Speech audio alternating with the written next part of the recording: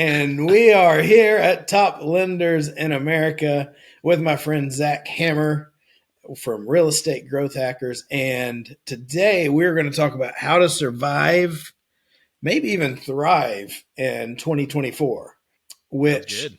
I'm excited. I'm wearing my firework bomb pop shirt because I really think 2024 has the potential to be an amazing year for the pros in real estate and lending.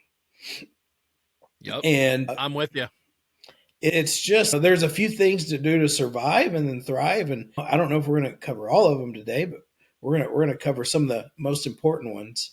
And one of the reasons I feel it's such a great opportunity, like one of my friends in her MLS in 2011, there was like 1,000 people in her MLS. Last year there was 3,200. So that's a lot of realtors. Jeez. They're expecting it to be back down to 1,000 this year. Like a lot of realtors are getting out of the business. And of course we've Yeah, seen I'm hearing the same thing. I'm hearing the same thing in the Vegas market as well. That's a market that I have clients that I'm familiar with. They were at the peak. They were at 21,000. They're down to 16, I think, at this point, and they're expecting again to drop well below that. I'm not sure exactly how low, but that's 21,000. We're talking that drop. So what is that? That's 5,000 yeah, is what it's dropped so far. about That 25, 30%.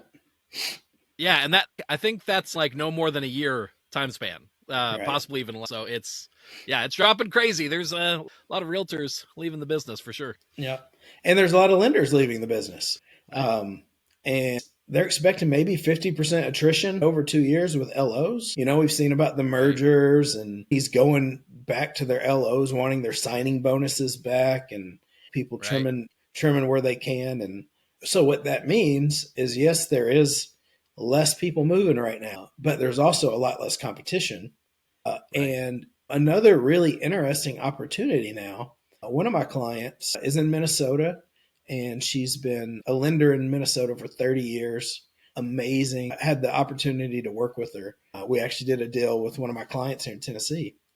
And she is now working with a realtor that in Colorado, which is interesting. She Right. hasn't had many partners in other parts of the country before, but Right.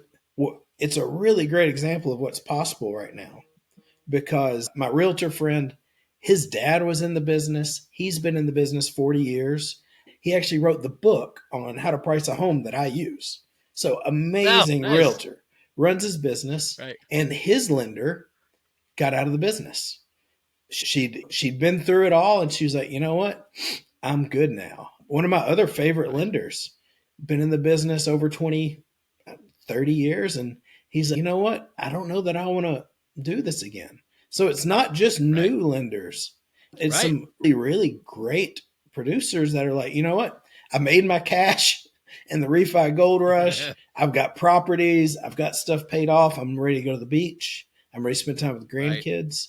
And so my client Erin, she's working with an amazing realtor, another state line that we've never had an environment like this where it's okay for you to work with top realtors and top vendors in other parts of the country, which is really, really cool. Right. Yeah, I think that's really an interesting one too, because intuitively, I think a lot of people understand hard times often shake out those who can't cut it. Right. Right. The get when things get tough, the people who aren't up for that leave. But that's not always people who haven't proven themselves yet. Just like you said, it could be the people that are already battle worn.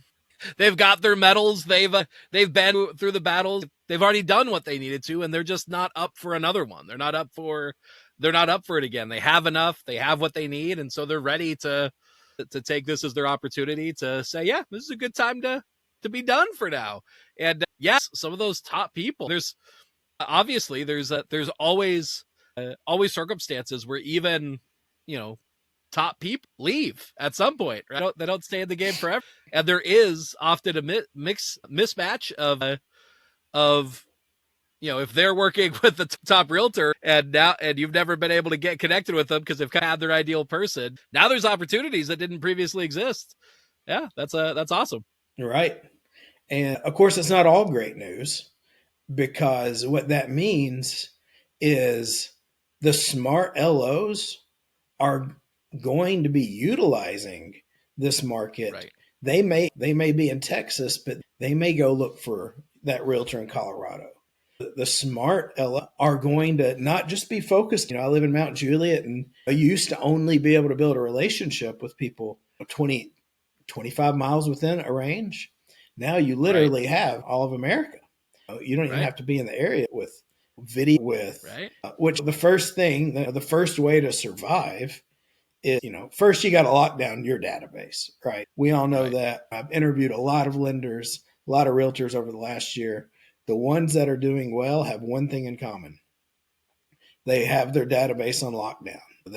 Right. They have a group of people who know them, love them, trust them. They come top of mind whenever they've got questions. Whenever times are shaky, most likely someone wants to go to the person that they trust the most. And so, how Right. are you that person? And one of the ways I like to do that is, I've often heard of, you got the 6Ds, the 70s, the 80s, the 8Ds, who in your database are likely to have to move no matter what the market has. And the one that I've heard, that I haven't heard a lot of people talk about, but it's my favorite, is who among the people have dream. Right. And if they see something they want, they get it no matter what. Like, those people still exist, and this is a great opportunity for them. Oh, they can get what they Right. want. One of my Right. one of my clients, he had that happen where one of his clients lives in a great area, but him and his wife have been talking about moving to another community for a while. A house came up, and he just called him up and said, "Hey, I'm going to buy this house."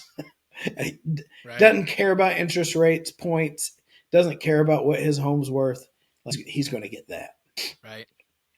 And Makes me think of, I think we both mentioned this. I don't remember if it was us talking or not, but Tim Ferriss' 4 Hour Work Week, I believe, is the book where he talks about this. But in like the dating scene, there's sort of the perception of this person's a 10 and this person's a 7, and never understood this rating scale completely, but I understand it as a concept. At a basic idea that in if you go to a bar, that very often one of the people that can be the easiest to actually go and connect with would be the 10, because most people see themselves in that, like, they're not super confident, so they're going to the 7s, the 8s, maybe the 9s, but they don't want to go after the 10 because they're scared. And right, so if you do, your chances are actually pretty good. And so similarly, like right now, there are people that they're missing these opportunities that are coming because they're seeing the market as this scary thing, and they're letting that get in their head, and they're not seeing the opportunity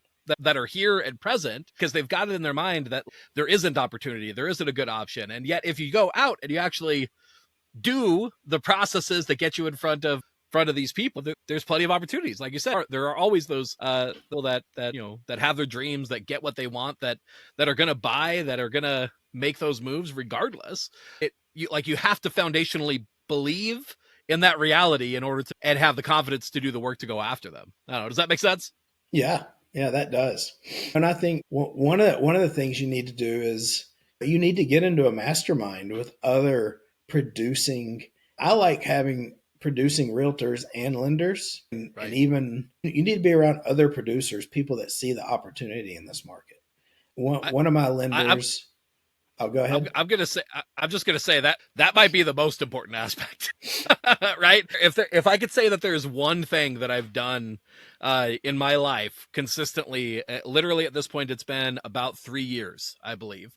I joined a mastermind about 3 years ago, and that is the single thing that has made the biggest difference in me achieving any level of success in business. Because when I'm feeling low, they're experiencing highs, and that elevates me to realize this isn't reality, this is just what I'm experiencing right now, and that there is opportunity, and that there's bigger opportunity than what I'm even naturally thinking of. And it's the kind of thing, you can't do that work alone. right? Like I at least I have never met the person that is successful without that kind of interaction, without that kind of opportunity. And the kind of people that you attract and that you put together, specifically, they tend to be at the top of their game, that are actually seeing that opportunity, seeing that success. Yeah. Anyway, people may hear that point and think that it's kind of low one, but it's one of those super powerful things that people are very often missing, that could be the thing that makes the difference between you having the motivation to keep going because you have that hope, you see that opportunity, or not. And it keeps you in the game, keeps you growing for sure. Yeah, you've got the mindset of the 5 people that you're around the most. And exactly. My friend, she's a lender. She closed 7 deals last month. Right. Pretty awesome. 4 of them were actually cash out refinances. Really? A lot of people would think that's not possible. If someone's trying to live off their credit cards and they're paying 30% right now, like 8% is a whole lot better. And the way she got it was she actually educated her realtor partners that, hey, look, we're still doing this. One of my other lenders, he's doing a number of HELOCs, home equity lines of credit, to help people get through this. And I wouldn't have known that if I hadn't been part of this mastermind. Right. And absolutely. Look at your database, work on that. And this goes into the mastermind because you want to be the one to influence, persuade, brainwash your database, because that is what we're doing, that there are opportunities, really, really great opportunities. And especially right now, I think the latest studies came out, like Americans are on their phone or in front of a screen 4.5 hours every day, getting hit with like close to 1,000 messages every few hours. So 4,000, 5,000 advertisements a day, just hammered, which, I mean, seems right. You just scroll Facebook and Instagram, and I don't know how Instagram knows what I want, but it is deadly for my budget, by the way. Absolutely. It's so good. And how do I want it. Actually, I talked to a friend of mine, and he said, I don't know if this product is for you or not, and let's find out and see if it is.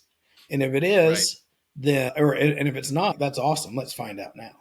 He said, but if this product is for you right now, it's my obligation to drag you kicking and screaming, because it's the best thing for you.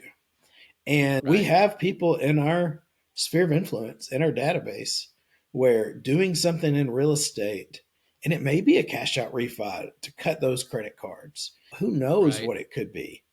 Like, now's the right time for them. But if they're only hearing from other people, other news, they're going to, part of the reason they're brainwashed, it's my fault for not staying in front of them enough. Absolutely.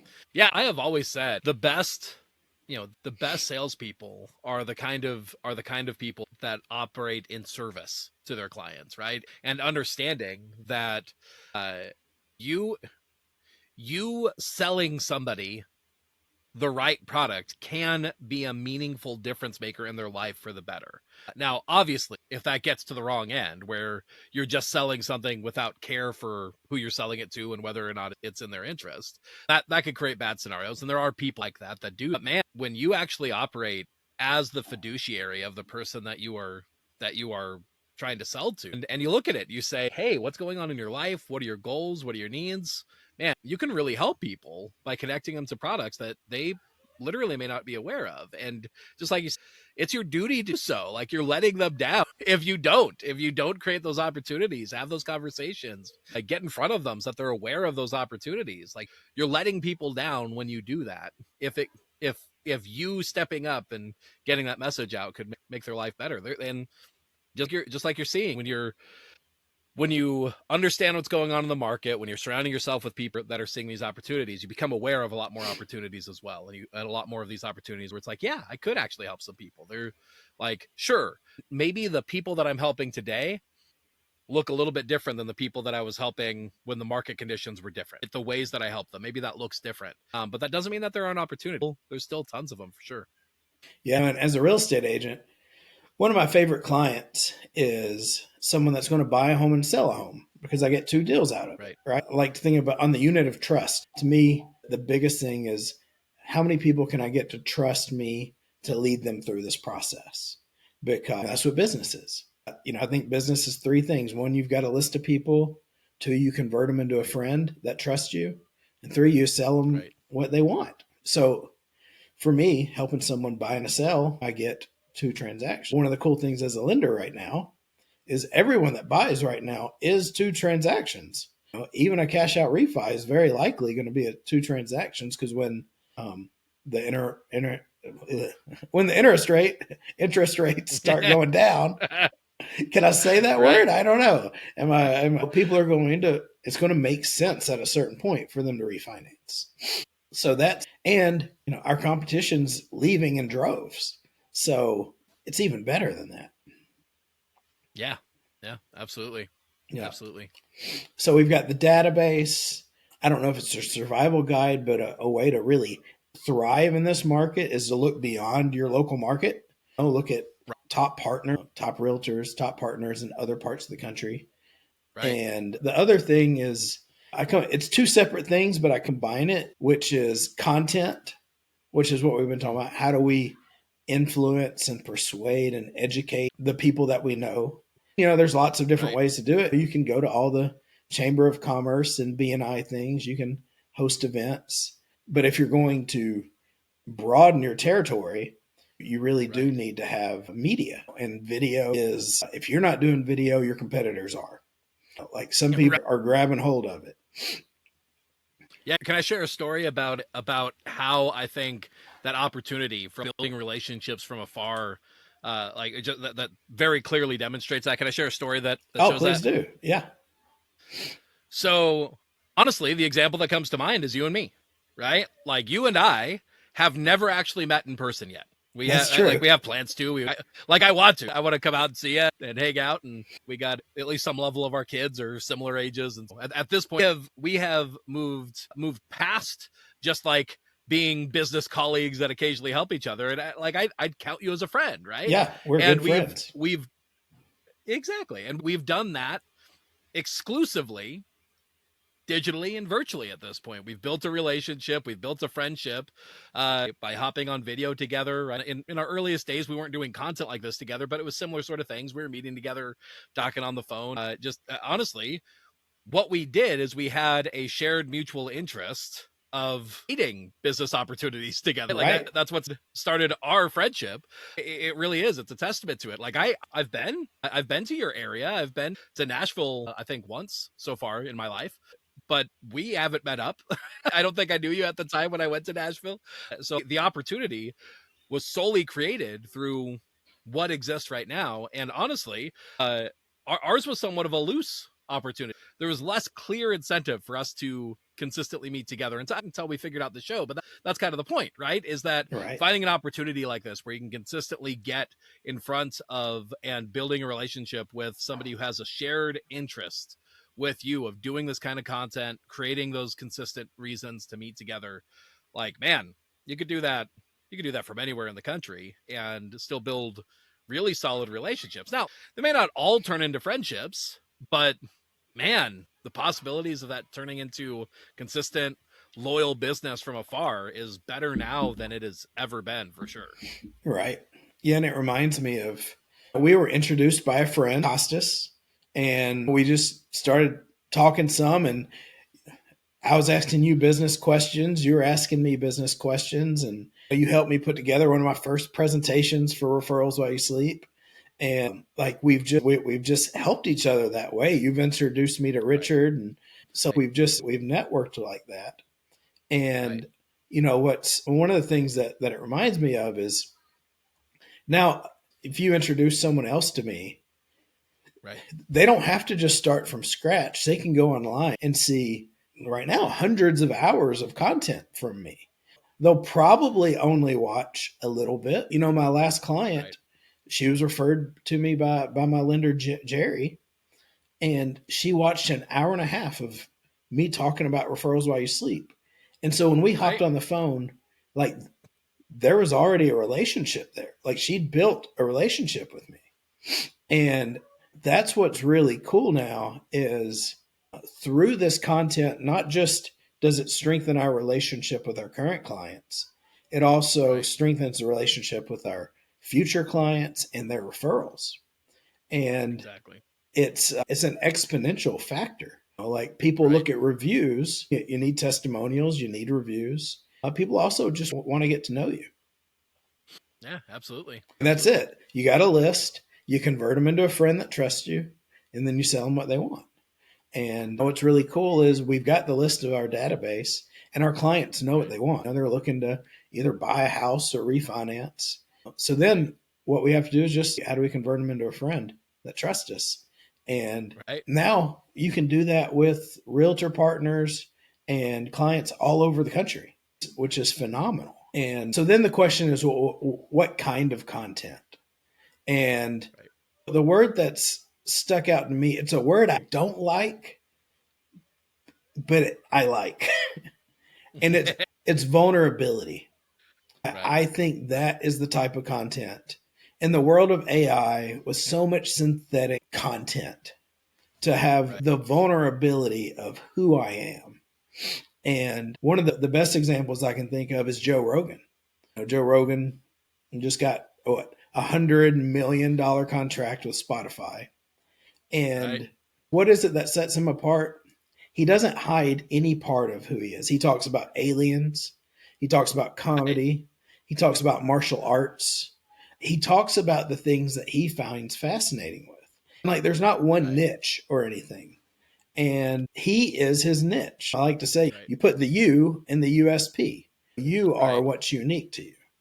And Right. to me, that's the ability to be vulnerable. Hey, this is 100% who I am. Like Right. my client Chris, and actually he's a friend. He's about to be a client. And I just did. He's a lender, super successful, and we did one of these videos, and he shared how every weekday from 1 to 3 he coaches his kids basketball game, Oh, and nice. that's what he wants to do. And like he shared how he's got an amazing team, and he's built his team so that he can deliver amazing service and prioritize his family.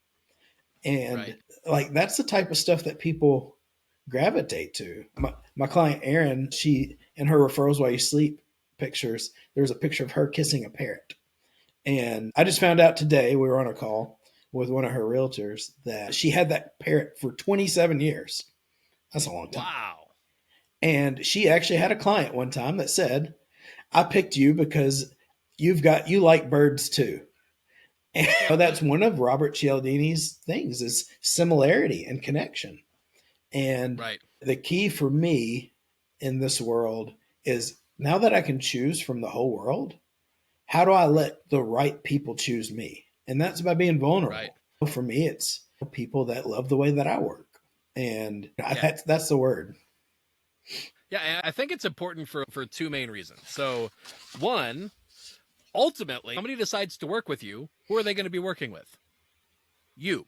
Right? It's probably good that when they make that decision, that when they decide to work with you, like they have some familiarity with who you are and that they actually want to work with somebody like you, right? Right. And putting out content that sort of like that flows through your authentic self of who you are, how you show up to things, how you think about things, all of that you want to attract people that are in alignment with that, right? So more of that you put out in the world, the more likely that the clients that you attract are actually good fits and that experience goes and that they work well with you, right?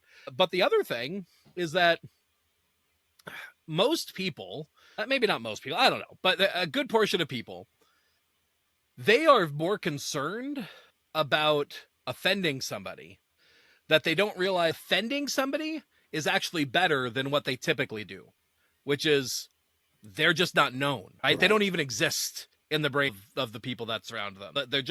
They're a non-entity. They don't do enough to even be noticed. If you're doing enough to be offensive, you're probably starting to be at the right level, because at that same level when you're starting to be offensive is also when a certain group of the people likely really align with who you are, and Right. you're going to offend some people, but the flip side of that is that another group of people are going to be like, yes, That's what That's I my believe. guy. That's what I want. Yeah, exactly. Right. Like the people who are going to be like, this person takes time off to be with their family rather than being able to fully service my deal. The people who are like that are not a good fit. But on the other end of the spectrum, there's going to be people like, yeah, I'm a dad. I want to take time off of my life. I respect that you have figured out a way to do that. I would like to work with you because that's something that matters to me as well. Right. So like that same thing that it may offend some people, right? And if you're a big enough business, sometimes that whole trying to manage whether you're offensive or not might be worthwhile. But like for the most part, the people who are operating in this industry, we're not operating at the level where saying the one wrong thing is going to cost us business. It's a lot more likely that getting out there, being at the forefront, being your authentic self is more likely to attract the right business and make you known and noticed than it's ever going to cause you to lose business. And I don't know, there are probably things that somebody could say that would be offensive enough that would cost the business, Right. but I mean, for the most part, it's like you show up and you don't say things completely perfectly, or you mention something like taking time off for your family, right? It's not going to offend many people, And the and people that it for the most part, will, they wouldn't be happy working with me anyway. Right? exactly, Like I'd exactly, rather repulse them away and draw people to me that says, yes, like I love that. right, And it separates me from everyone else. Like right, it's the ability to be unique and vulnerable. And I want people to turn me up to 11 or turn me all the way off. Right? Like right, someone that absolutely right, loves what I'm doing, or they're like, you know what? I don't care for what he says at all. And that's right, fine. Like that's really what I want. And I've got that exactly, ability now in a really great way. Because I right, don't want people that rate me a 5 out of 10. I want raving fans that rate me a 9 out of 10. And I want to right, do it in a way like I've got a unique view of the world, and right, my lenders, each one, like you've got a unique view in the world. And I think if I've got interest, maybe this year maybe we can do a mastermind on the Colby personality test and the 80/20 right, sales and marketing. Like, what's your marketing right, DNA? Because each of us has unique ways to look at problems and solve them. And the right, more that, and I think this would be the last thing we'll talk about because we're running out of time, but build a team around what you do uniquely. Once you've got your list of people, once you're in front of them, being vulnerable, showing them what you do uniquely, the next thing is right, build a business of teams that support your superpower, so to speak. right, What is it that you do that's $1,000 an hour activity? What is it that you do that's a $10,000 an hour activity? That's a place that you provide value to your clients or team in a right, unique way that other people don't. And that's a way to, Warren Buffett says he wants companies that have a moat, want some defensive measure that other people can't hit.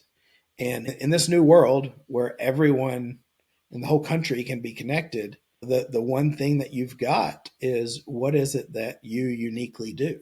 And that was probably one of the biggest insights I got from when I went out to Canada for my mastermind for the 3 years. It was how do you build a right, team around your unique value, which is what I'm doing with referrals while you sleep. And that's what right, we do with our lender. We build a whole recruiting system around who they are. They're good at talking to right. realtors, they're good at talking to clients, they're good at systems, and we build something all the way around them. Yeah, yeah. Can I add one sort of minor concept that I think piggybacks off of that I think is Yeah. important? Is what can you do to make it that the end result that you want is effortless? Right? What can you do to build your systems in such a way that the desired end result is effortless? And that's part of what I see as why I think it's piggyback. It's related to building a team, right? So one of the things that I've learned about myself is that I can sit down and do a bunch of work, right? Like I can do that.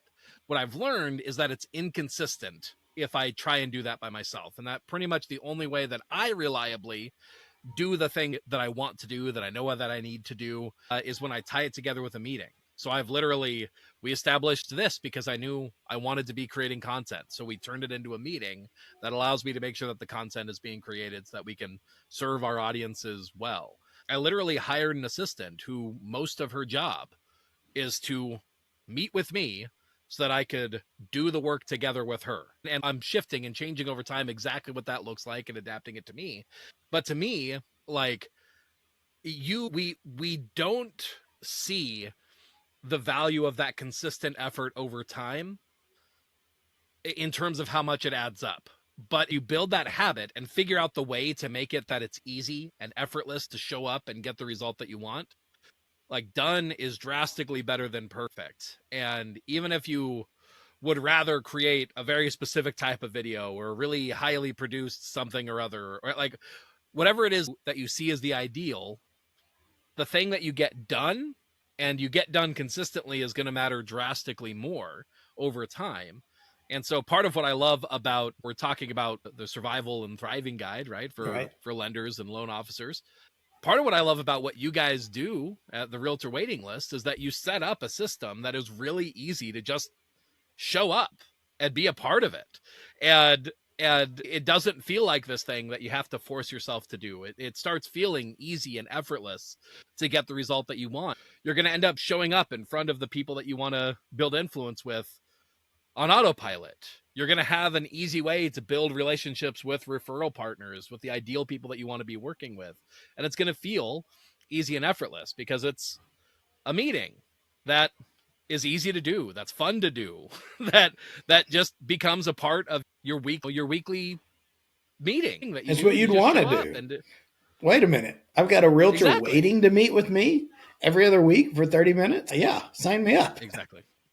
Yeah, and not only that, it's a realtor that's waiting for you. It's a realtor that you know, and you have the power and opportunity to say, hey, if this relationship sours, if this person mistreats me, if this person is not fun to work with, I know that I have a system that is easy and effortless to get an army of more realtors that I would like working with, that would treat me well, that we have a mutual respect, that it doesn't feel like a toxic thing. And you have the confidence to do that. But again, it all falls back on this thing that you don't have to force yourself to do. It's easy and effortless to show up and get the result that you're looking for. And it builds and compounds over time. And the more you do it, the easier it gets, right? Because, it's easy to start and it's easy to continue. And then as you build up this what's the word that I'm looking at? Like this collection of content and this body of work. That's what I'm looking for. This body of work that sort of is out there existing for you, right? That's going to go ahead of you to make it more likely that realtors want to work with you, that people